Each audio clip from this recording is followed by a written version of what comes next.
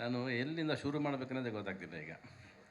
ನೀವು ಇದನ್ನು ತೋರಿಸಿದ್ದಕ್ಕೆ ಶುರು ಮಾಡಲಾ ಇಲ್ಲ ಜನರಲಾಗಿ ಶುರು ಮಾಡಲ ಅನ್ನೋದೇ ಗೊತ್ತಿಲ್ಲ ನನಗಿವಾಗ. ಒಟ್ಟಲ್ಲಿ ನಿಮ್ಮನ್ನು ನೋಡಿದ ತಕ್ಷಣ ಫಸ್ಟ್ ಆಫ್ ಆಲ್ ನನಗೆ ನೀವು ರಾಜನಾಗಿ ನನ್ನ ಪರದೆ ಮೇಲೆ ಮೆರವಣಿಗೆ ಮಾಡಿಸಿದ್ದು ನೀವೇ. ನನಗೆ ನಾನು ಏನೇ ಸ್ಟೇಜಲ್ಲಿ ಮೆರವಣಿಗೆ ಮಾಡಿದರೆ ಮೆರೆಸಿದ್ರೆ ಅದು ನೀವು ನಿಮ್ಮ ಹಾಡುಗಳು ನನ್ನನ್ನು ಒಂದು ಕ್ರೇಜಿ ಕ್ಯಾರೆಕ್ಟ್ರಾಗಿ ಕ್ರಿಯೇಟ್ ಮಾಡಿರೋದು. ಎರಡನೇ ಮಾತಿಲ್ಲ. ಎಲ್ಲಿಂದ ಶುರು ಮಾಡಬೇಕು ಅನ್ನೋದು ಒಂದು ಪ್ರಶ್ನೆ ನನಗೆ. ಮುಂದೆ ಕೆಲಸ ಮಾಡಿ ಎಲ್ಲ ಪ್ರಶ್ನೆ ಕೇಳ್ಬಿಟ್ರಿ, ಹೇಳ್ಬಿಡ್ತೀನಿ ಅಷ್ಟೇ.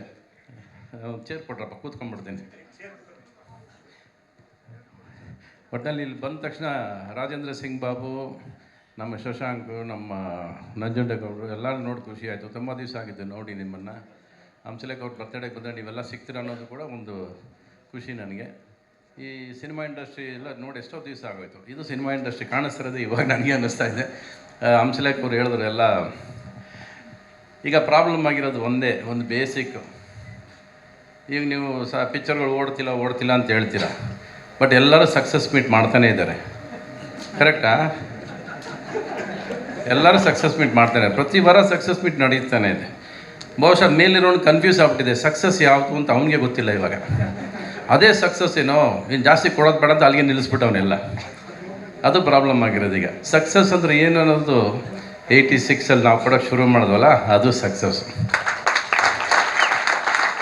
ನಾವು ಒಂದು ದಿವಸನೂ ಸಕ್ಸಸ್ನ ಹೆಗಲ ಮೇಲೆ ಹಾಕೊಂಡು ಓಡಾಡಲೇ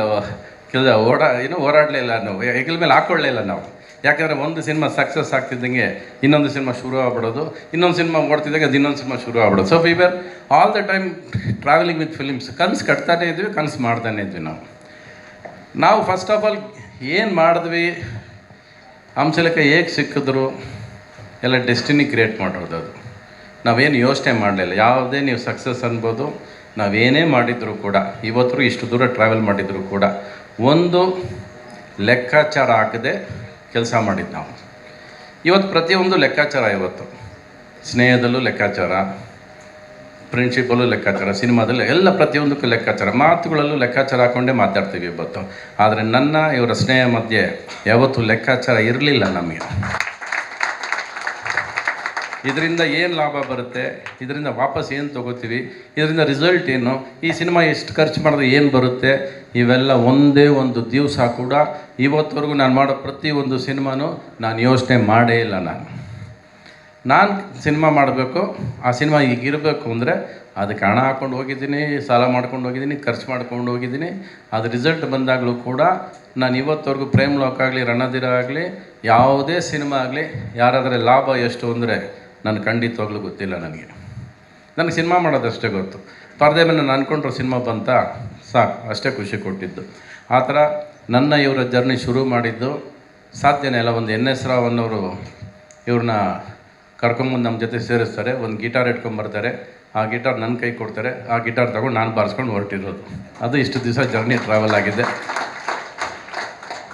ಬಹುಶಃ ಅವರ ಸ್ನೇಹ ಕಲ್ಮಶ ಇಲ್ಲದ ಸ್ನೇಹ. ಅದು ನಾವ್ಯಾವತ್ತೂ ಇಬ್ಬರು ಹೆಗಲ ಮೇಲೆ ಕೈ ಹಾಕ್ಕೊಂಡಾಗಲಿ, ಇಲ್ಲ ಬಾರಲ್ಲಾಗಲಿ, ಇಲ್ಲ ಎಲ್ಲೋ ಕೂತ್ಕೊಂಡು ಹೋಗಿ ಅದು ಇದು ಏನೂ ಮಾಡಿಲ್ಲ. ನಾವು ಬರೀ ಸಿನಿಮಾ ಅಂತ ಯೋಚನೆ ಮಾಡಿದ್ವಿ.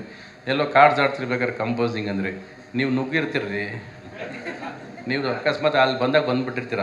ನಿಮ್ಮನ್ನು ಕರೆದಾಗ ಕಾರ್ಡ್ಸ್ ಯಾವತ್ತು ಆಡೋದು ಇಲ್ಲ, ನಿಮ್ಮನ್ನು ಕರೆದು ಕಂಪೋಸಿಂಗ್ ಟೈಮಲ್ಲಿ ಕಾರ್ಡ್ಸ್ ಆಡೋ ಹುಚ್ಚು ನನಗಿಲ್ಲ ಅಲ್ವಾ? ಅಕಸ್ಮಾತಾಗಿ ಬಂದಿರ್ಬೇಕು ನೀವು.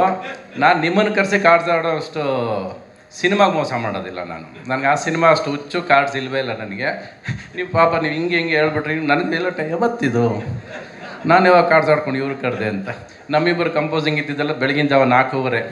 ಮೋಸ್ಟ್ ಆಫ್ ದ ಟೈಮ್ ನೀವು ತುಂಬ ಬ್ಯುಸಿ ಆಗಿಬಿಟ್ಟಿದ್ರಿ, ನೀವು ಓವರ್ ಕ್ರೌಡೆಡ್ ಬ್ಯುಸಿ ಇದ್ರಿ ನೀವು. ಅದರಿಂದ ನೀವೆಲ್ಲ ಸಮಯ ಬಂದು ನಾನು ಕಾರ್ಡ್ಸ್ ಆಡೋ ಟೈಮಿಗೆ ನೀವು ನುಗ್ಗಿರ್ತೀರ ಅಲ್ಲಿ.